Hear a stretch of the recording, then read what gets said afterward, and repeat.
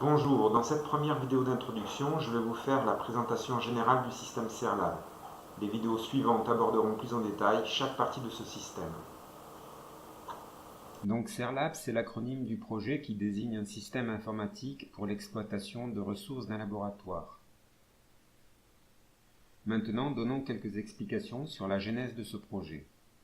Les laboratoires ont parfois besoin de mettre à disposition de la collectivité scientifique différents équipements dont elles disposent.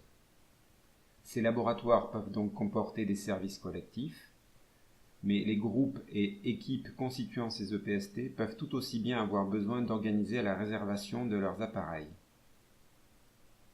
Que ce soit en interne, dans un groupe, ou pour offrir des services à d'autres équipes, la dématérialisation des procédures de réservation est une approche moderne et bien plus réactive que sous la forme d'un agenda papier.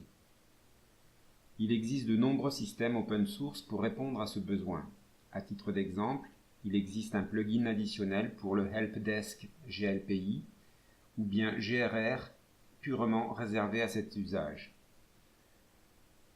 Certains laboratoires ont opté pour ces outils. Cependant, ces solutions clés en main répondent souvent à des besoins d'urgence.